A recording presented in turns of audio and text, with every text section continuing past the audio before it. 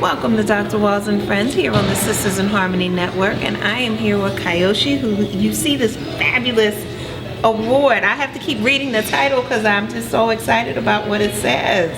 Thank you. How are you doing this evening? Fantastic. It was a great evening. Yes. It's been a great day actually being here. Wonderful. At the expo. Yes, yes. Very nice. And now tell us, how did you end up with this award? Now it says Lifetime Award, so this means you've been doing it for just a little bit of time. It's telling my age. More than 35 years. Well, you're 36. Oh yeah, that's true. That's true. Started out in Connecticut, New Haven, Connecticut, with Jihad Rumsey. And so that's why I said the sister's name that you mentioned is very familiar to me. Okay. Because I too had the opportunity to train with Master Moses Powell. Oh wow. Back in the day, yes, I think on 125th Street. Yep, around that way. Wow. And then we've gone through my travels and continued training and teaching the youth, which is my passion. So okay. it's a long road. It's not over yet. No, not at all. Not over yet. Now, how did you get involved with martial arts?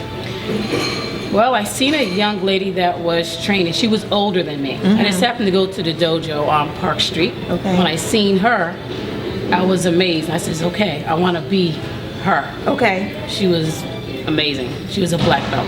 Wow. So I started out at age 11. Minus 10, y'all. Yes, Go ahead. of course. So and it just continued on from there.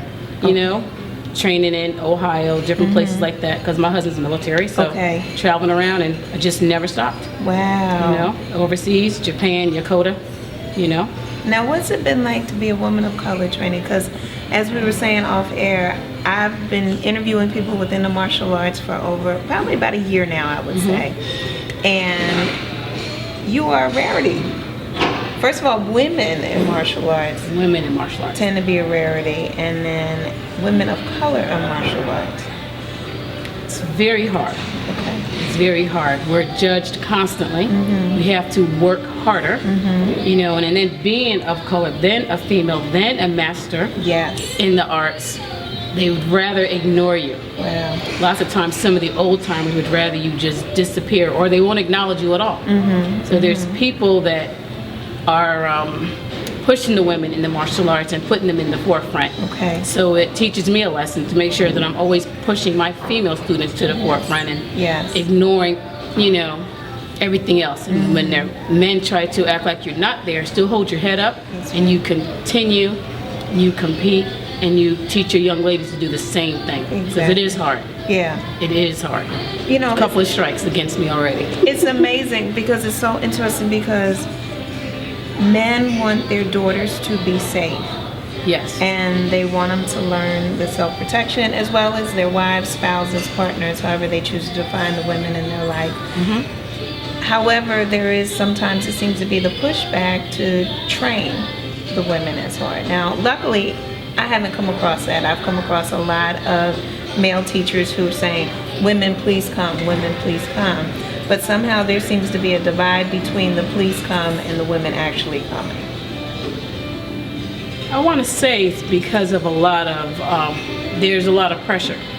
The men do want the women to train and to be protected. That is very important to anybody who, you know, who's a father, an uncle, or anything like that. They do want their women to be protected, but not to the point to where you are maybe going to outshine them a little bit. That's where the problem comes in.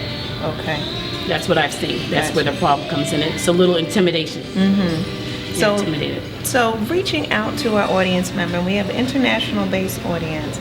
What would you say to the young ladies or even to the men out there about women in the martial arts? What kind of words of inspiration would you give or encouragement? I say to the men, the biggest thing is to see who the women are. Don't take them for granted. Be compassionate, be open-minded, and learn from us. We have a lot to offer because we are the womb that bore you. So that's what I have to say. I heard that. And if you can take that kicking on the inside. And it's my pleasure to meet you as well. And happy birthday. Well, thank you very much. Thank you. Thank you. Continue to be an inspiration and continue to be a teacher to all my those goal. who Thank you so much. You're welcome. Thank you so much. All right, we'll be back shortly on Dr. Walls and Friends. Good morning. My name is Tanya Z. Jones, Kyoshi, from Nisei Goju-ryu Karate-do. You are watching Dr. Walls and Friends.